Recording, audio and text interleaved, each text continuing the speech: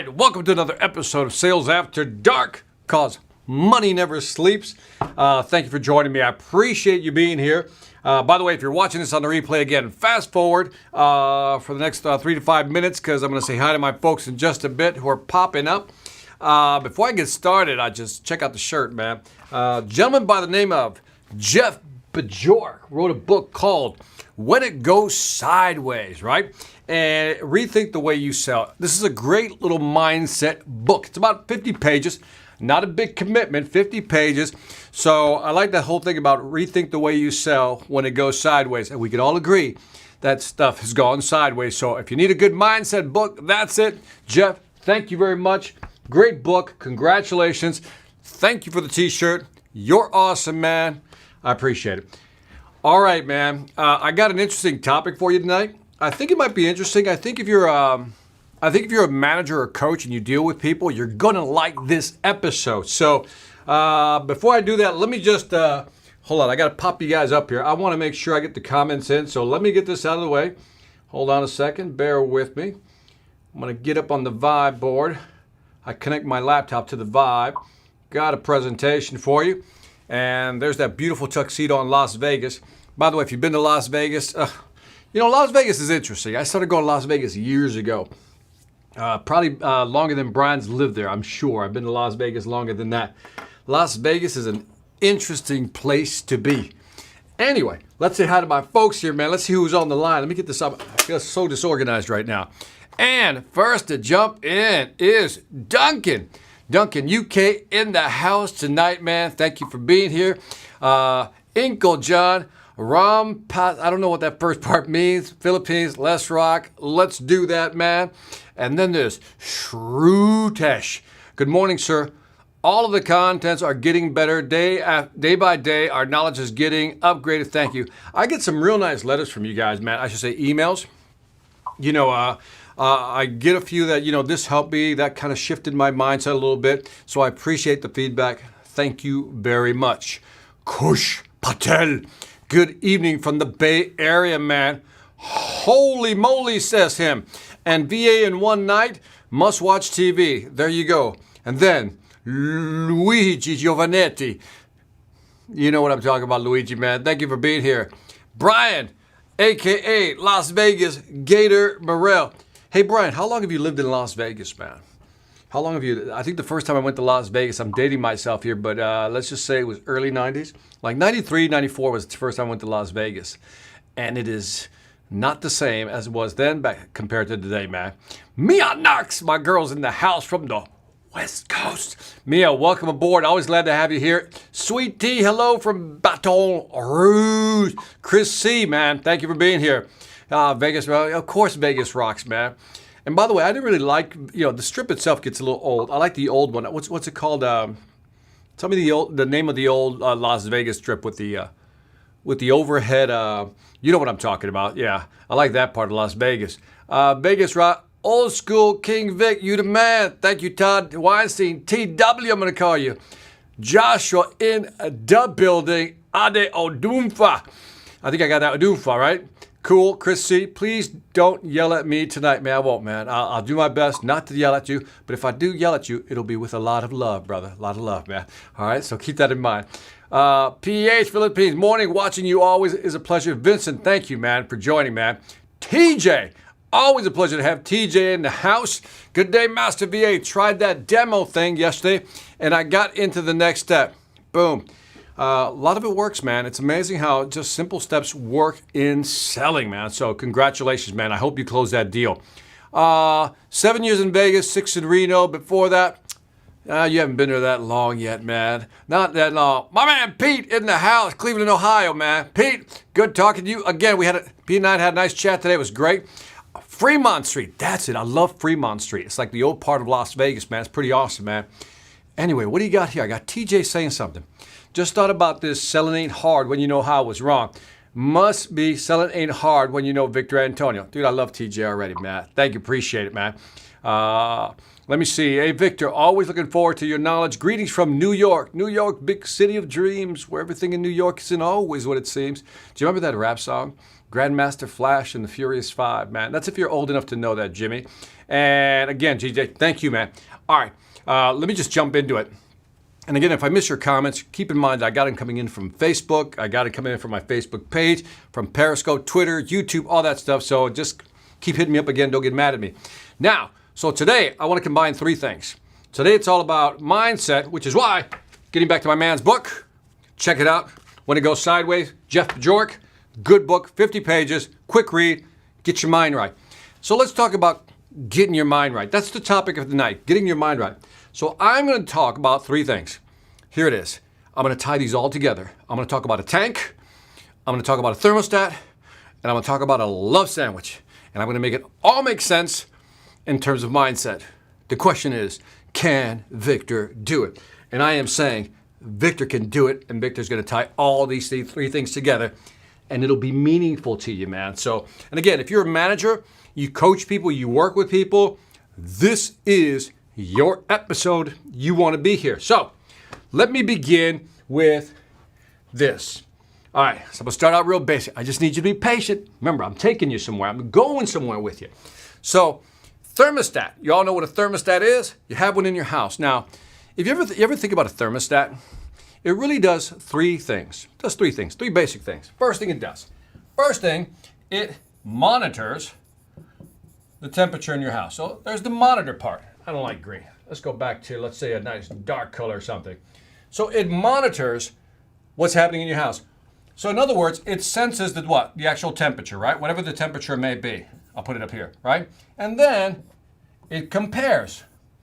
It'll do this. It'll compare, right, with what it's set at versus what it is. Here's what it measures. Here's what it senses. It compares. And then if the temperature is okay, it's all good. If the temperature's not okay, it'll adjust it. In other words, the last part, it makes an adjustment. Now, I know you know this stuff already. It will adjust it, right? So what's interesting is that most people never think about this, but when you look at, let me clear that out. When you look at a thermometer, or a thermostat rather, a thermostat functions with a negative feedback system. That's right. It doesn't work with a positive feedback system.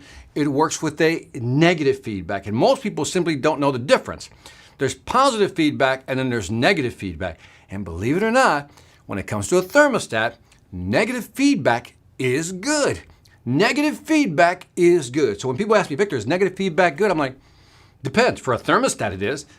Here's what positive feedback is for a system. If the temperature is 70 and you set it at 70, thermostat says, we're good.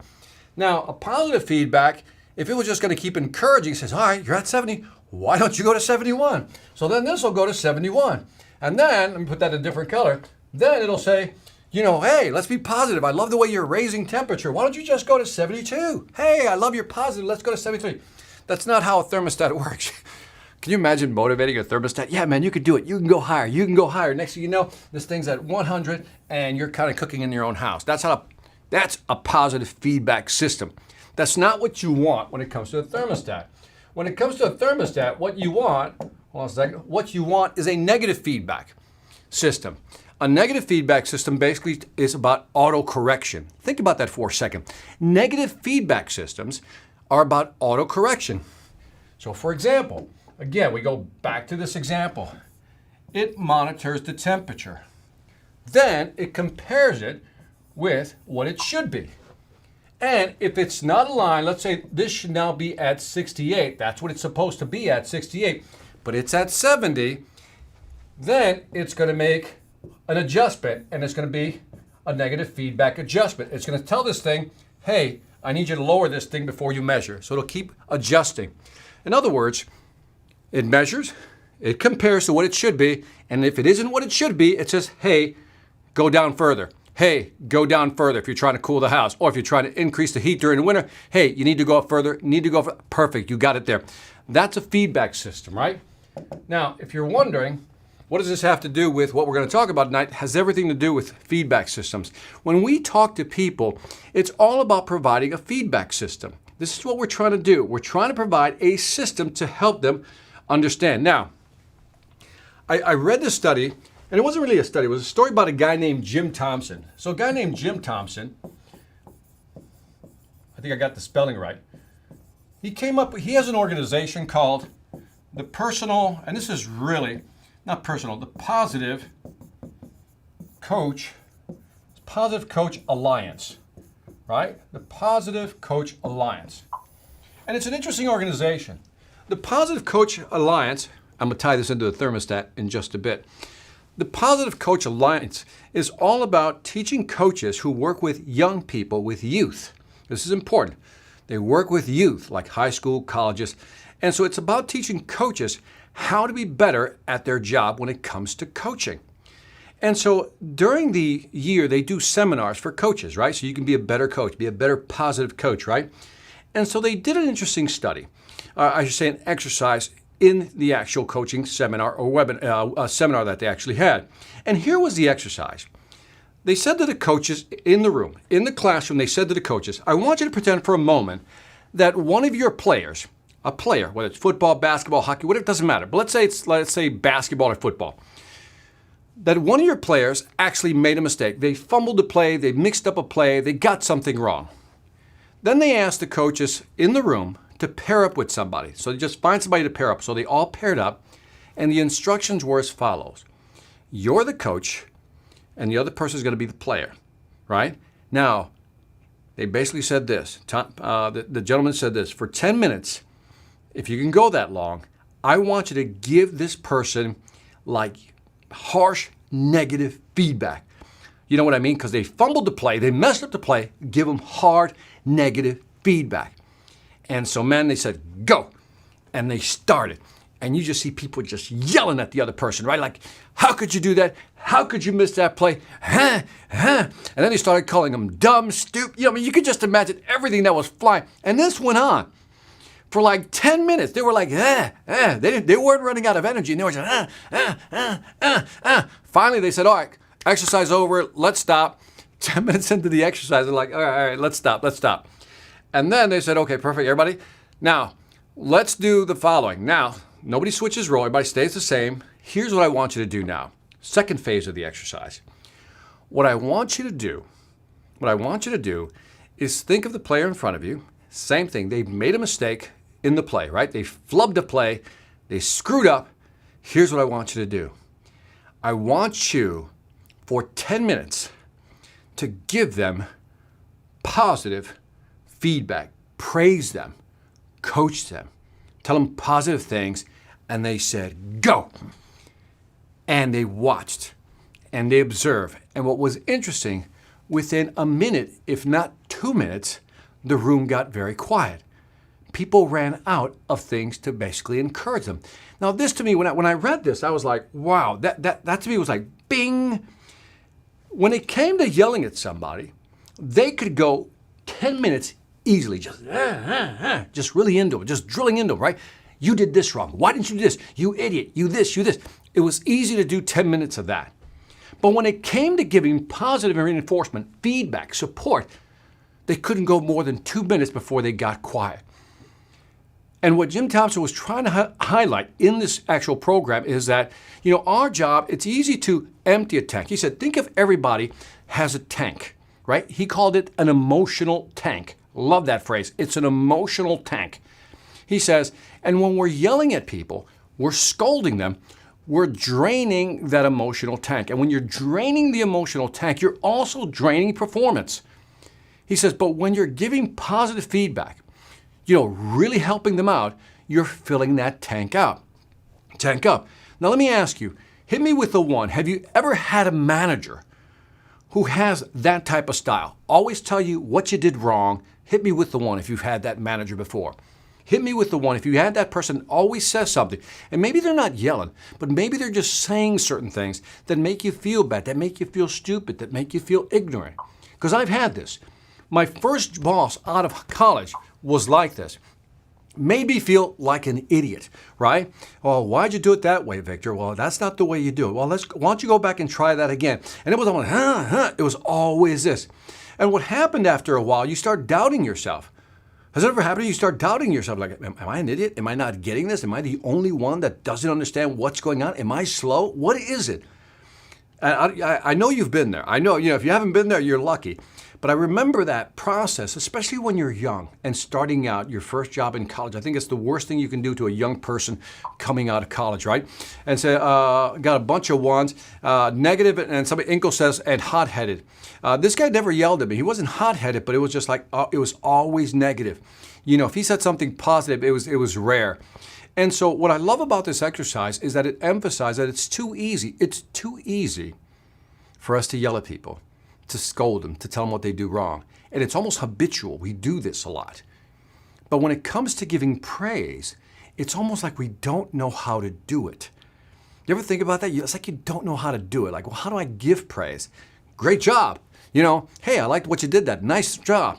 And so what he talked about in this webinar, I keep calling it a webinar, this seminar, is how do you give that feedback where you fill up the tank, right? You want to give positive feedback. And so what I did is I constructed, and I just want to highlight this for you because I really want to show you, I want to give you what I got from reading this study is I want to give you like a simple roadmap to how do you give feedback. So that if you're ever caught in that situation, how do you do it? How do you do it? I got some comments coming here. Let me see. I got some blipping comments. A bunch of ones says, Duncan said, let me see. Hold on. Duncan, you said, I had a manager that talked down to me. Yeah, man, I've been there. And this one right here, negative, always hot-headed. Yeah, man. Edgar Martinez says, you hit the nail on the head, Victor. My first accounting manager right out of college. Yeah. I think I'm telling you, you're damaging people, man. You're like damaging people, man. Sparrow's tail, you're late, but you're here, man. That's all that counts, man. Chris said, growing up in sports, most feedback from coaches was negative. It seems natural to them. Seek Nick Saban. I know who Nick Saban is, man. That is funny you bring that name up. That's amazing, Chris, man. But yeah, it's like coaches are taught that you got to be hard on people. You got to be hard on people. There's a great video. Now that I think about it, there's this great video. Have you seen it on YouTube? Where the guy there's a coach, right? And I don't know if you saw this, but there's a coach, and he tells one of his football players who doesn't think he can, really, toe the line. So he makes him get on all fours. I don't know if you saw this. And he puts a guy on his back. And he says, all I need you to do, so if this is a football field, he tells him, all I need you to do is go like to the 30-yard line. But there's a trick to it. He starts out here, right, with the guy on his back, and he puts a blindfold on him. You know what I'm talking about? He puts a blindfold on him, right? And so the guy starts carrying the guy on all four. He's crawling. He wants to give up. He wants to give up. And the coach is there saying, you could do it. I know you got more. Come on, you can do it. And the kid's pushing and pushing and pushing and pushing and pushing. And he keeps pushing.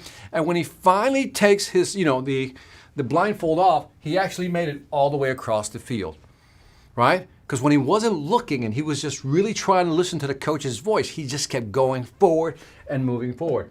And so what I want to do is, again, as I was reading this, I was like, well, how can I put this in such a way that if you're a manager, you could use this?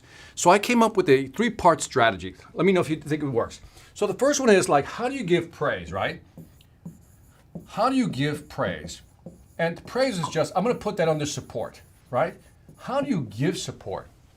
So that's the first thing. Let's just call that number one. And I think praise and support are almost the same thing. But I also think there's a way of giving praise, a good way and a bad way. I think the bad way is you say, hey, great job, right? I mean, that's not the best way. It's good, but it's not the best way. I think when you're giving praise, let me just change the color here because I want you to see it. I think you need to be specific. Like when somebody does something well, or they ask you for an opinion, I think if you can be specific on what they did, that's what really matters. So if you say, for example, let's say I'm talking to, I don't know, Jeff Bajork, who wrote this book, who gave me this great shirt, right? And I want to give him praise. I say, you know what? It's a great book. But then I can specifically say, but you know what I really liked about that book? Is when you had that 4-part model, that PARE model, P-A-R-E. When you had that model and I walked through the model and I said, man, that right there was what really impacted me or what made sense to me. And when I read that specifically, I said, yeah, he understands. That type of praise is very specific. It lets them know exactly what they're doing right. Does that make sense? What else would you add to that? When you're doing praise, what else should you do? Be specific. What else you got? What else you guys got? We got some nice comments popping up here. Let me see. Vera from Malaysia, good to have you here. I think the scene is from the movie Facing the Giants. You could be right, Inkle. That could be it. I just don't remember what it was. Luckily, all my managers I had were kind. TJ, you are a fortunate person, man. Way to go, man. In some companies, they use kiss, kick strategy. Positive first, and then tell them what's wrong. That's interesting. Kiss. I never heard of kiss, kick strategy, man. I got to be honest. I've never heard of that. Luckily, all managers I've had were kind. I got that, man. So good for you, man.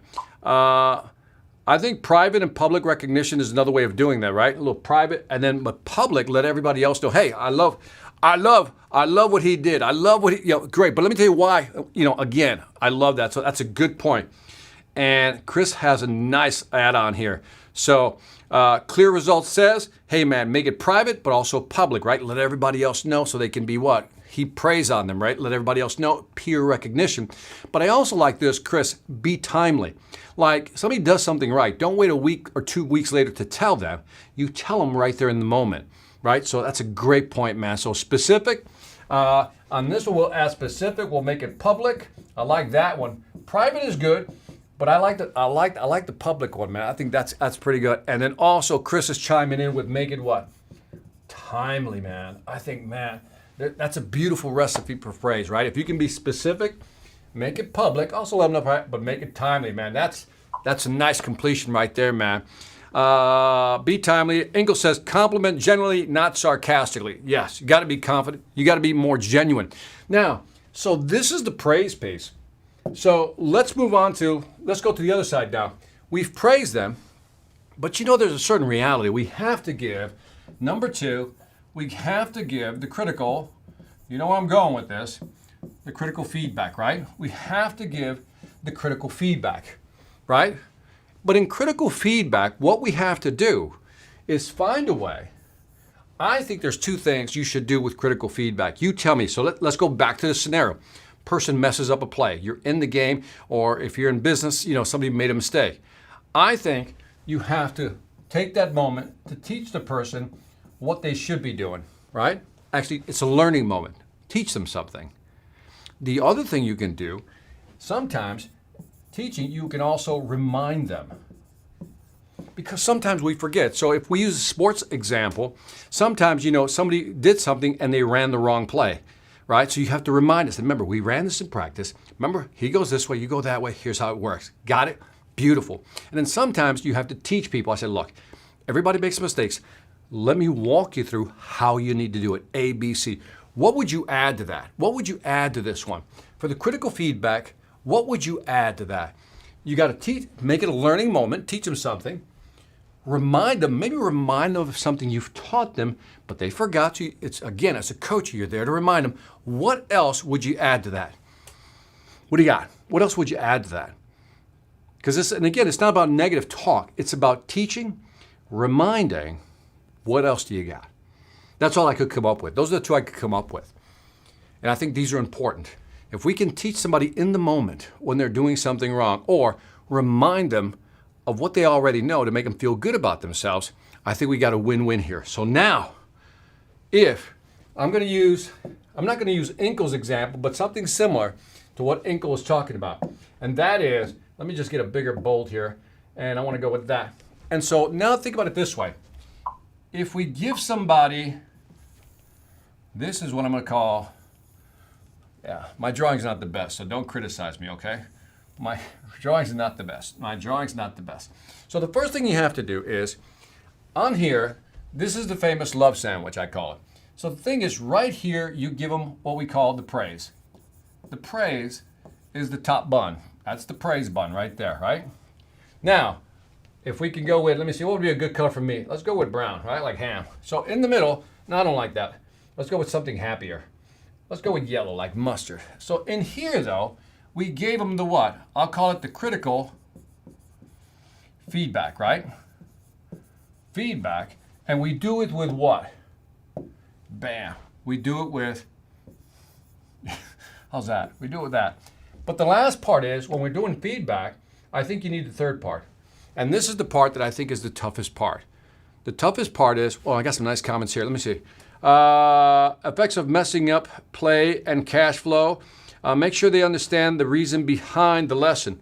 So I like that one, man. I like that one. So let me see. The first one here by Pabhu V. Ask for commitment in return gently, right? Have them commit. Redouble their efforts, man. I like that. This one, effects of messing up play and cash flow. Fernando, I don't know what you mean by that. You can tell them what the implications are, but do it in such a way. So it's good feedback. Here's the implications, and here's what it's impacting our company, but do it in such a way that they go, oh, I see how this is impacting. So Fernando, I love this because, sometimes we're afraid to have that conversation. But I think if you have that conversation in a positive way, so look, we've made a mistake, but here's why it's important. Because if you do this and that, it's going to impact our cash flow this way. And when people understand that, they'll focus more or take the job more seriously. And so if you do it the right way, but that can go either way though. That's the only thing I'm worried about, Fernando. If you do it wrong, people get more nervous. They'll get, more nervous. Make sure they understand the reason behind the lesson and the goal. Very similar to what Fernando just said, is let them know why this is important and the impact or the goal we're trying to attain. So I love that, man, Chris. Way to go, man. Very well done, man. People Skills book by Les Gibbon. Good recommendation. I've never read it. Thank you very much. In critical feedback, can you use verbal gifting as well to emphasize with them and make them think to come up with a solution? I don't know if I would use here, Inko. I know what you're asking me, but I don't know. Let me have to think about that. It's a good question, but I don't think so. That's why you're a beast. Thank you, man, Fernando. You're awesome, man. So the last part, let's finish off this sandwich here. So the last part is you have to provide, and I think this is the important part. This is the empathy piece. Or, if you just want to call it support, I'll go with that as well. That's the support. Because what happens is that sometimes we have to put ourselves in somebody else's shoes. For example, going back to college, when my boss didn't take the time to explain, like some of you pointed out, what's the lesson, what's the goal, what's the impact, why should this matter to you? I mean, if he had taken the time to do that, I would have gone, okay, I get it. And then if he had taken time to not only praise me when I did something positive, that would have given me confidence. The critical feedback, again, guide me, teach me, remind me of what I should be doing, and as you pointed out, add a goal or financial impact to really drive that point home. But what he should have done, that he didn't do, and I think a lot of managers are missing this, is the empathy piece. See, in our past live stream, I talked about sometimes we know too much, the curse of knowledge. So if you're, let's say, you're a manager, you're 50 years old, you get a young man, young lady coming out of college, they're 24, 25, that's a 25-year difference. So there's two different types of knowledge levels here. And what managers have to remind themselves is that, how were they when they were 25? Because it's easy to look down at a 25-year-old and say, you really are not getting it. But if a true manager understands that it takes time, that they can empathize and they can try to remember, when I was 25, I was starting out, so I know I made a lot of mistakes. And when you empathize with people, that's one. You really connect with them. But also think of learning styles. I think of learning styles that people learn differently. This is where the best managers rise to the top. They can empathize. Okay, I get this guy. I get her too. And then they realize that the learning styles are different. And that's where empathy becomes very key in order to support people. Because remember, when somebody makes a mistake, in the moment, you can provide that empathy. Look, it happens. But keep in mind that empathy can happen in the moment, but more importantly, the support piece should be happening all the time. What do I mean by that? Okay, in the moment, that player screwed up. But after the game, the following week, when we go back to practice, the coach manager should have this in mind. There's certain things I need to work with Victor on, and I need to make sure that he understands these things. So now, I will support Victor over the next week or two before our next game to make sure he gets it. And it's hard when you got a large enterprise organization, right? When you got 400 or 500 people, I get it, very tough. But if you're a manager and you have 7 to 10 people, I think it's possible to really bring people along, almost like you nurture them and you bring them along. And that's what's missing. Too often we have this, you throw them into the pool, swim, learn how to swim, just go for it. And when they can't do it, just say, well, that's the way it is. Darwin, right? Survival of the fittest. But in reality, if we want to create the best employees, we need to have the empathy piece. Does that make sense, guys, or am I just rambling on? That is what I call the love sandwich. You praise them, you give them some good critical feedback, and then you let them know, I get you, man. I'm here for you. I support you. And I think that's a beautiful love sandwich. So if you give them a love sandwich, you will fill their emotional tank up. When you fill their emotional tank, what are they going to do? They're going to perform better for you. And that's what we're looking for. It's easy to empty the tank. Anybody can yell. Anybody can berate somebody. Anybody can talk down to somebody. Anybody can point the finger. That's the easiest thing. As that exercise demonstrated, 10 minutes of yelling is easy. But 2 minutes of praise and support was very difficult. Imagine if we were to reverse that ratio, if we become great at supporting. So anyway, let me read some of the comments. I'll get off my high horse, but that's what I want to talk to you about tonight. So thermostats are all about providing negative feedback. So negative feedback or critical feedback. I like that phrase better, right? Critical feedback. I don't like negative feedback. Like, potential feedback, critical feedback is to let people know, hey, you're not in line. You're not there. Your temperature's not right. Your game's not right. Critical feedback is important to get people to line up and get them to do what you want. But using praise, again, critical feedback plus praise, plus that empathy piece, that sympathy, give them that love sandwich. Good news, bad news, so to speak. Good news, I'm here for you. Bam, sandwich. My man Inkle had, what is it, kiss and kick or kick and kiss? I don't know. You got to have a love sandwich, man, and then fill that emotional tank, man. So anyway, I'll look at your comments. Tonight I wanted to dedicate it just to that, man. So let me know what you think. We got, hey, Victor, I've been there and done that. This is what I did from there. Gotcha. Let me see. Can you share with us the most regrettable mistake in your sales career? For the most thing that you thought you, or the most thing that thought you, anyway, something I screwed up. Basically what you're asking me to say, can I give you, I think one of the biggest regrets I had is when I was younger and I got into a position, a manager position, I was very impatient, very impatient. I was very impatient. And so I remember there was a couple of times, I just lost my temper. Like I was that guy yelling, right? I lost my temper. And, it wasn't until I worked for a guy named Tom Stanton, who was to me like a model manager who understood the patience game. He was like always Zen, man. And so there were moments where I look back and I go, but they're very few. They're like 1 or 2, maybe 3 moments where I just lost it over, we're talking a 15-year period, 10, 15-year period or something like that. So it wasn't that bad. But there are moments like that where you're like, you know what? I shouldn't have gone off. I should have kept my mouth shut. I just should have been more patient. I should have listened.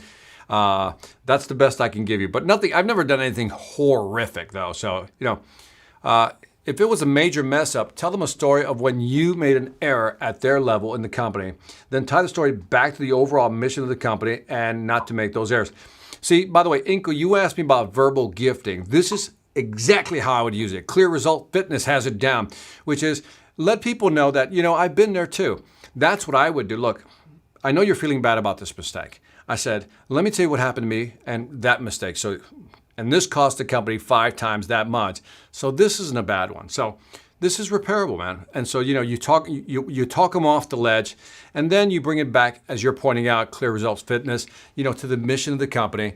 And again, errors happen. What can we do? What do we need to do to prevent it from happening again? And I think that's a great. Thank you for the feedback on that. That's excellent, man. I love that one. That is beautiful, Clear Results. Yeah, I agree, man. I've used thousands of times. Yep, you got it, man. Love the praise, man. I'm an engineer. Retrospective meeting is really effective to correct problems and adjust problems in a team. So retrospective is that you look back and how could we have done better? I think I'm trying to find out. There's a what is the study? There's a study that talks about that before you launch into a project, right? Before you launch into a project, Jake Lee, is that you think about all the ways you can fail. Like literally, you do this before you start the project, right? So you just talk about all the ways you can fail.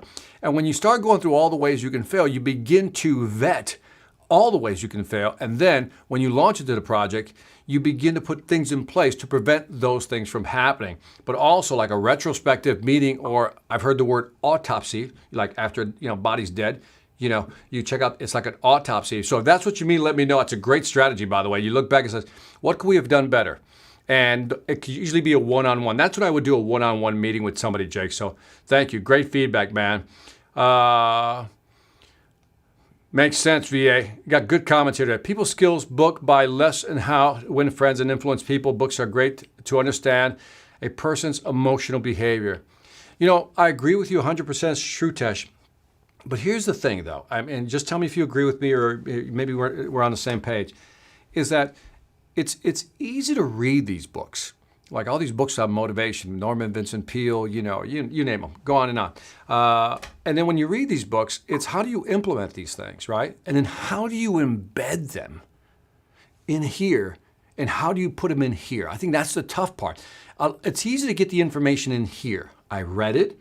How to Win Friends and Influence People. Got it, right? Norman Vincent Peale. Who's the other guy? Lead the Field, Earl Nightingale. You can read some Brian Tracy, some Wayne Dyer, all these guys, right? And you got it in here. But man, it's pushing it from here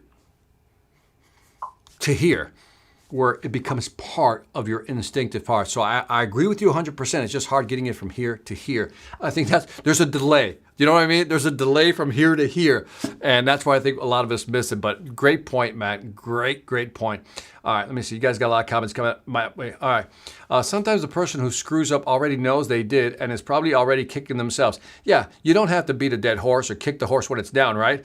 So yeah, they already know. So I think that's where the empathy and support piece comes in, Duncan, is that if you just kind of lift them up a little bit, said, you get it. I said, let's walk through it. How do we prevent it? And as Jake was saying, a little retrospective meeting, a little one-on-one. Let's go outside afterwards or something, have a one-on-one conversation. And as Fitness was saying, Clear Fitness was, remind them of the goal and the mission. It's not personal. We just want to get to the goal and the mission, and we need your help. So let's not make those mistakes again. So I really love that. Hi, Victor. Would you like to share with us which books would you recommend that we should read about being the best sales manager? Man, Aaron, what a great question. I'm going to have to think about that one. To be a great sales manager, because I think it's, any book that emphasizes, empathy. That's my word. I love the word empathy, because I think when we're reminded of our humanness, I think that's when we become better managers. When we're not so much worried about what people think of us, we're not worried about our ego, when we just worry about making that person become the best they are, And so I would begin, I don't know, a book. That's a tough one, man. I would reference, I don't know what your religious background is, but maybe the Bible would be a good place to start, or whatever religion, I read, parts of the Quran, so there's some stuff in there. I read, years ago, there was a book I read called Questions to a Zen Master, Taizen Deshimaru or something. And, and there's a lot of books on existentialism. There's so many books out there. I think you just, anything that has to do with just really understanding people. So if you're going to push me here, I'll give you a book. So I'm a fan of Og Mandino. Okay, Og Mandino. I've probably said this many times. Og Mandino. Og Mandino wrote a book called The Greatest, it's The Greatest Miracle in the World. Read that book. That book will show you what empathy is. That book will show you what empathy is. And it is by far one of my favorite, like my top 2 or 3 books that when it comes to storytelling and when it comes to human connection, that is a great book. So check it out. It's a great book, man. Thank you for reminding me of that book. Pete, I used to tell people, you always have a job as long as you find new and creative ways to screw up. I can dig that. Yeah, there you go. That's a good way. Victor, what is your style? Can you tell us a story of challenging time when you did not put your best foot forward for feedback to subordinates? the biggest mistake I made, Clear Fitness, results. See, I'm gonna call you CRF, man. Put your name down. I can call you your real name, man. Clear Results Fitness doesn't. I know it's your business name. I go back to, I think one of the biggest mistakes, if I could say one I kept repeating and I corrected over time, is that sometimes we're too quick to judge something, and we should take some time to investigate. Right? So when a salesperson did something, my immediate reaction would be to say, why did you do that? You know we don't do that. What's going on? Right? And where I should have said, I should have pulled back, which I did later on, obviously, to say, all right, so you did that. I said, walk me through, this was my line, by the way. This is my line. Walk me through your thought process. Walk me through your thought process as to why you made that decision. Walk me through your thought process on why that happened or why you did that. Just walk me through your thought process. And that's a way of saying, I want to empathize with you. I want to get in your headspace. Why did you do that? So that was my line. And so in one case, I just jumped the gun too quickly. I didn't have all the facts. And it turned out that I was wrong. And if I just listened to my salesperson, he would have explained that in more depth. And I felt bad because I didn't believe my guy. Do you know what I mean? I should have taken the time to ask more questions. What's your thought process? And once I understood his thought process, I go, got it. And so I said I was sorry, which is, by the way, let's kind of add that to the list of things to be good at. Is to when you're wrong, you say you're wrong. And when you have to apologize, just say, I'm sorry. I got it all wrong. You'd be amazed how people just forgive you for that stuff. So, because we're all human, man. So great question. Thank you guys for making me confess tonight. I appreciate that. Sam says, I remember when I made a mistake 8 months into my first job. My boss was very calm at the moment. It was Friday. The next Monday, he walked into my office. He told me to pack up my stuff and leave. Dude, that's not a very positive story. But I guess he got the point across. I remember, and you've heard this story, but my boss actually used this on me one time. I came in, I said, look, we need to fix this thing. And I wrote up like a small report on what we needed to fix. It was something in the system. And I remember he just flipped over the page. He says, where's the rest of it? I go, where's the rest of what? He says, Victor, if you're going to walk into my office with a problem, on the other side, there should always be a suggestion or a solution. Why don't you go do that before you come back in here again? And I never walked into his office again without some type of suggestion. VA, have you come across that type of book, The Type B Manager Leading Successfully in a Type A World? I have not, but I'm making a mental note of it right now because I think that would be a very useful book. Inkle, man, you're writing a manifesto here. Thank you so much, man. Question, we offer free coaching for personal development and financial sustainability. How do you address aggressive clients? Those skepticals who might ask right away if there's a hidden agenda trying to sell them something when it is a really free seminar lesson. So when somebody accuses me of saying, well, is there a catch? I said, of course there's a catch. See, I always lean into the objection. So when somebody says, well, I don't trust you, why would you give away something free? I said, well, it's like I always say Costco. I said, in the U.S., the majority of people understand Costco. Costco is a store where you can walk down the aisles, right? It's like a warehouse store. And there's always people who give you samples to try. Like on a little toothpick, they give you a sample. By the way, if you've been to Costco, type in Costco. So you know so I know I'm not alone here. And so they have these little, throughout the store. It's a big warehouse store. And so you can actually, test the food, right? So they give you little pieces, free food. Sometimes if you're hungry, you can just hit a bunch of them and probably get your whole lunch going. But the whole objective is they give you a free sample. And if you like it, you might go, you know what? I think I want to buy that. And so when people say, well, Victor, why are you giving it away free? He says, I always go, Costco. And most people get it right away. I said, if I give you a free sample of how good we are or how good I am in my training and, so forth and so on, I said, maybe you'll buy my program. And he goes, that's exactly what I'm doing to you. So I would treat people with respect by letting them know, yes, I'm going to try to sell you something. That's why I'm here. I mean, the person that you're trying to sell doesn't do anything for free. So why would you do anything for free? So don't be afraid. So when they get aggressive, like, when somebody says to me, like in this case, you said coaching, personal development, financial sustainability, how do you address an aggressive client? Those skeptical who right away, If asked if there's a hidden agenda, I said, yeah, the hidden agenda is I sell you a program so you can save money. You pay me to help you save money, win-win. That's the hidden agenda. Any questions? Well, how do you do that? Come to my workshop. I'll show you how. It's free. You know what I mean? Don't be afraid of that. I think too often we're afraid of aggressive people. People are aggressive because they're unsure. Their anxiety level is really high, Inkle. And when you to diffuse that anxiety, all you have to do is just be right up front with them. So if you got that type of person, go right at them. Let me know what you think of that answer. The meeting you are thinking of is a pre-mortem. Jeff, thank you for the shirt, brother. Congratulations on the book. And thank you for the shirt, man. So again, appreciate you being on here. I know it's called a pre-mortem. Okay, got it. That was it. Thank you, man. Appreciate it. Sales Simplify. Mike Weinberg, great, man. One of the horsemen at Outbound, man. So yeah, his book is great. University of Success. I read that one. And by the way, it's like a compendium, right, Scott, of some of the best stuff that he's had. So that's what it. I still remember it's like a yellow cover. That's a great book, man. It's a great book. I'm an Og Mandino fan, man.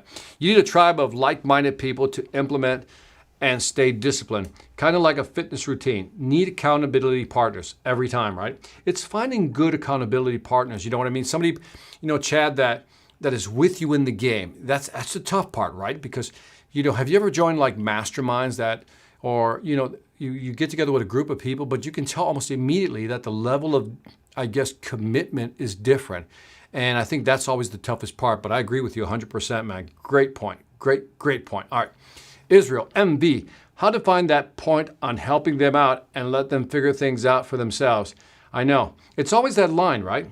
It's always that line. It's like when you're, Israel, you must have kids. You must have kids, right? Because every parent gets that. You want to help kids up to a point, but not so much so that you do it for them. They have to meet you halfway. And so I think you almost have to kind of like challenge them a little bit and then let them reciprocate by doing that small challenge. I think that's kind of a way of doing it. So let's say, again, somebody screwed somebody up. I said, here's what I'd like you to do. I said, why don't you study this, do that. We're going to get together on Monday and let's go over that again. And I'm going to ask you questions regarding this. Now, my hope is that the person walks away, studies what I told them to study, comes back and meets me halfway. But that is a constant challenge. That's a great point, man. Very good point. I agree, Victor, regarding empathy, but sometimes the managers get slings for ownerships and they don't care about empathy, just want orders. Yeah. I mean, yes, that they think of it, the managers have horrible managers. Have you ever thought about it that way? And it trickles down. If the guy at the top is not empathetic, doesn't understand what's going down here, then there's always going to be a disconnect. And I think the best CEOs and the managers know how to nurture a good set of managers. And again, it always moves down this way. And that's why when you got bad managers, it's usually because they have bad managers themselves. They have bad bosses. And that's a tough problem. That's a leadership problem right there, right from the top, man. It's philosophy. Let me see. We got one here. You got some great questions. I'm a fan of the 1 Minute Manager. Oh, what's his name? I forgot. It keeps you from beating down employees. What's his name again? Give me his name. I know his name, but I can't think of it right now. It's right here. I can see the cover of the book and everything. Anyway, give it to me if you got it. How do you manage to keep your business and personal life different? I'm 27 now. Can't keep my business out of my mind, even for 1 second. I think when you have your own business, Shrew Tesh, and I know there's a lot of people on here who have their own business, it's really hard to separate them, but you have to make time to do certain things. For example, I've moved to a 4-day work week, right? So tomorrow's Friday here in the U.S. I'm not working. Friday, Saturday, Sunday, I'm not doing anything. I've decided, because it's my own business, I decided to have a 4-day work week. So I only work 4 days a week, so I scheduled nothing for tomorrow. Had a couple of people wanted to schedule something for tomorrow. Can't do it. It could wait till next week. So you got to have that discipline to say, here's the line, don't cross it. This is for family. This is for business. So you got to learn how to do it, brother. You got to learn how to do it, okay? Because at the end of the day, that's important. Scott says, yep, Og Mandino. Tim Woods, there he is. Tim, man. Good to know your name, Mag. Good to hear, Chad. Thank you for the feedback on that, man. VC, you as a very successful sales expert in machine, what is the best encouraging advice to a beginner in sales? It doesn't matter what field they're in. Kenry, I think two things. One is know your product, man. Like really know your product. Like know your domain, man. Like know your domain, because when you're young and you're coming in, people are judging you because they see how young you are. But if you know your product domain, whatever that product is, you understand the market space, man. Those two things right there. And then just like you're young, you want to talk, you want to prove that you know things, but believe it or not, you want to go the other way. You want to ask a lot of questions and listen. If you know your product, you know the market, and you know how to listen and ask the right question, watch how people will come to you. They said, okay, this guy knows. Because the more you try to talk and impress people, first of all, you're not going to impress anybody. I think that's one of the biggest rules to learn. You're not going to impress anybody. The only way you can impress somebody is when they ask you and you're able to deliver some insight, some information that they didn't think about. But too often we want to bleh and puke all over our customers. No, don't do that. Ask a lot of questions, listen carefully, because in the back of your mind, you know the product, you know the market, and if I can add a third component, you understand their business. And if you don't have that product knowledge today, find somebody in your field who does, right? And really ask the tough questions. I used to spend a lot of time with product managers and engineers when I sold telecom equipment, and I would always ask them questions. And then I would always ask them, what do clients ask you when you talk to them directly? Like the engineers sometimes spoke to the clients. And they said, Victor, you got to know these. This is what they're going to ask you. This is what you need to know. So really work with your technical people. So know the product, know the market, know their business. And again, you don't have to talk a lot. You just have to ask a lot of questions and listen and watch. Pull them into your conversation, man. Great question. Let me see. Thanks, we'll get the book and get into the Bible as well. Yeah, take your pick. Yeah, it's good stuff, man. Walk me through your thought process. I love that. It goes along with trust but confirm. It's a great line. Yeah, why don't you walk me through your thought process just so I can understand? And by the way, what's also good about that line, Scott, you probably know this already, is that it gives you time to calm down. The reptilian brain shuts down. But it also gives you time to really just analyze, like really patiently look at the problem when you say that to somebody. It just gives you a little more time. Okay, a lot of people know Costco. Jake knows Costco. Pete knows Costco.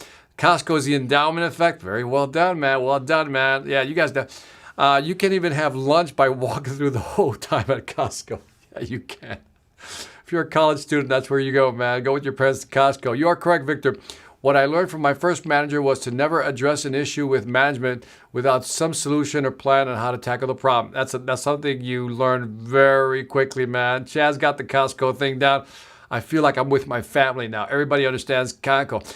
Ken Blanchard, that was it. I got the first name. Ken Blanchard was his name. Oh, then Brian came in with it, man. Yeah, you guys got it. You guys got it. Inkle, what do you got again, man?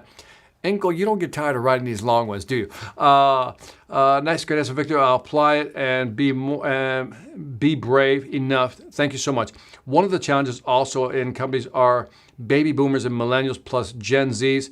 Very hard to make them coordinate. Well, how do you deal with them or deal with it? By say coordinate, I don't know what you mean by that. Very hard to make them coordinate well, like time-wise. I don't know what you mean by that. Hit me back with that one, Inkle. I don't know what you mean by that. Victor, how do I become more empathetic and care about the customer? Just try to be more quiet, man. Ask great questions. Again, it's calming your talking brain down. You feel the need that you have to talk. You don't have to talk, man. You don't have to talk. I don't know how many times I got to tell people this. If you just ask great questions, you let them do the work. And they'll tell you everything you need to know. I mean, that's, Kenry was asking me earlier about what's that one thing that I would tell salespeople. It's like, young salespeople, dude, ask a lot of questions.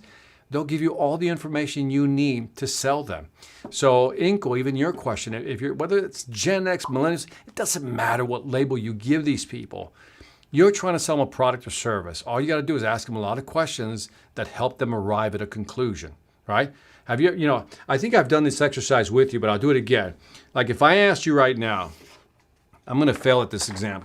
So let me see if this works. I think I did this one time with the live stream, but I'll do it again in case you missed it. So I'm going to do an exercise right now to prove my point about questions. So if you've done this exercise, don't participate, okay? Don't cheat. Don't put anything in the chat. So don't put anything in the chat. If you've not done it, here's what I want you to do. Okay, now listen carefully. The instructions are very important, okay? So do me a favor. So get a piece of paper out. Do it right now. Get a piece of paper out. And here's what I want you to do, and I'm going to write it down also. I need you to pick a number between 2 and 10. Go ahead. Pick a number between 2 and 10. Okay, did you pick it? All right. Now do me a favor. Take that number. Don't type anything in the chat. Take that number and multiply it by 9. So take that number and multiply it by 9. So again, step number 1, pick a number between 2 and 10, right? Got the number? Now take that number and multiply it by 9. You should have a 2-digit number, okay? A 2-digit number. If you don't have a 2-digit number, you're already lost. Forget it, right? But you should have a 2-digit number. Now take those 2 digits and add them together. Take the 2 digits, add them together. You should have a single-digit number now, right? Now, do me a favor. Subtract 5 from that number. Take away 5.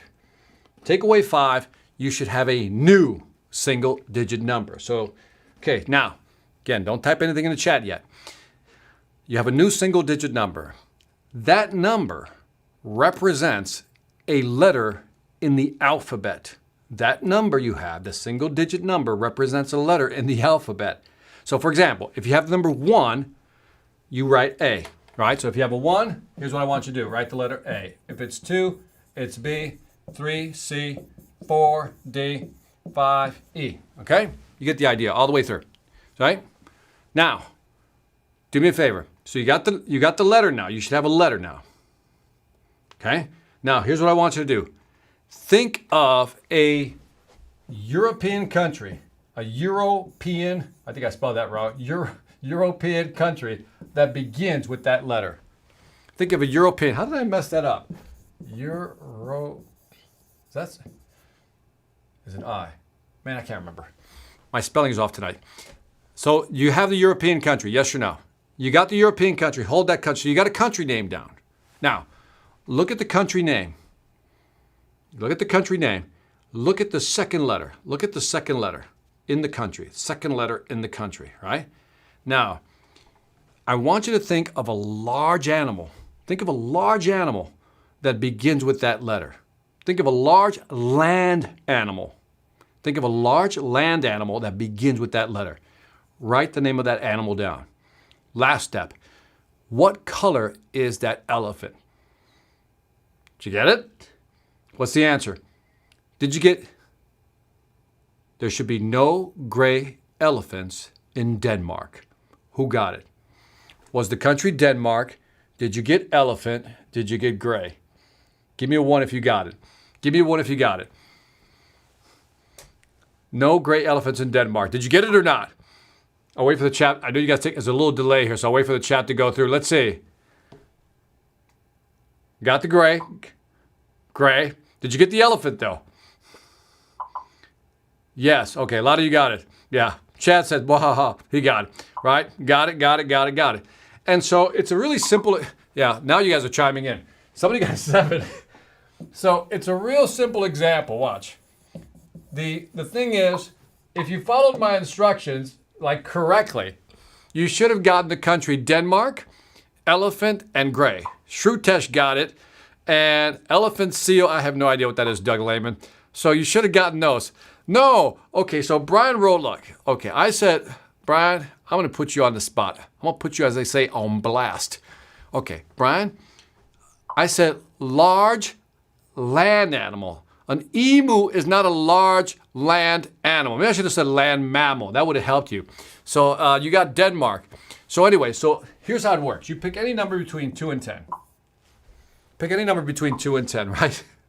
You guys are funny. You pick any number between 2 and 10, and then what happens, doesn't matter what number. Let's say you pick 4, right? Doesn't matter. And then you multiply by 9, I said. Remember, multiply by what? 9. That gives me 36. Now, no matter what number I pick, 2 times 9 will give me what? 27. But when I add these two together, it's always going to give me what? 9, right? So when I subtract 5 from it, I always get 4. 4 will always be what? D. Now, I said, give me a European country, even though I couldn't spell it, that starts with a D. The only one that should come to your brain is Denmark. And I said, take the second letter, which is always E. And if you think of a large land mammal, gator, you should have gotten what? Elephant, and then gray. So, what's my point? 9 times 9 is 81 minus 5. There you go. Heather got it right. So, what's my point?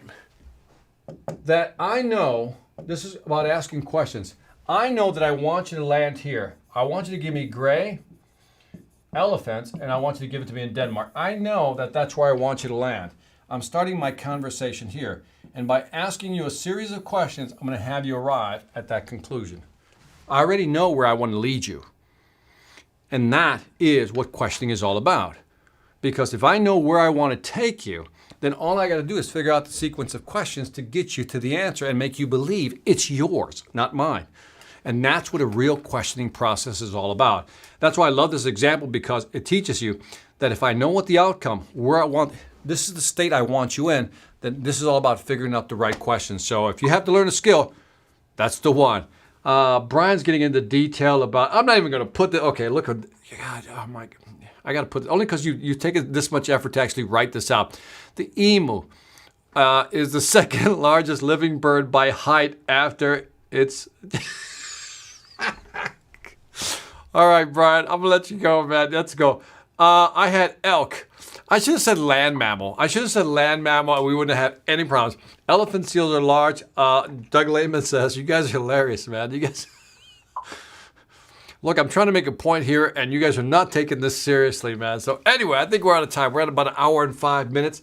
Again, final thoughts of the evening is the following, man. We've all had bad managers, and one of the things we want to do is break the cycle of violence in this case, right? We want to be able to actually just be that type of person that can give some praise, give the critical feedback, and then provide that empathy and support. That is the love sandwich. And I think that exercise about, hey, give negative feedback for 10 minutes, and people did it, no problem. Give positive feedback, it was hard. And I think people are wired that way. And it's almost like, again, many of you mentioned that you had bad managers. And there's two ways to walk away from that sometimes, right? If you have a bad manager, then you yourself could become a bad manager. The way it worked for me is I had bad managers, right? And I walked away thinking, you know what? When I manage people, I don't want to be like that. And that's what I took away from it. So keep in mind that, and I didn't talk about this, but I want to give you this last piece to just kind of think about. We talk about managing people and giving them positive feedback, not negative feedback, right? But here's what's interesting, that within your brain, you have your own manager. And sometimes you are your worst enemy. You give yourself that negative feedback. You yell at yourself. So keep in mind that managing other people is one thing, but also how you manage yourself, in other words, what you say to yourself, you know this already, is also impactful. So remember, give yourself a love sandwich once in a while. Even if you make a mistake, just say, stuff happens. And on that note, I think I'm ready to sign off. You guys have been great. We will see you on Sunday. Don't know what the topic is going to be. And also reminding you, if you haven't joined the Sales Velocity Academy, check it out. Like I said, the courses on there are great. If you want to sell more effectively, that's the place to do it. So anyway, Victor Antonio, Sales After Dark, signing off, always reminding you, selling ain't hard when you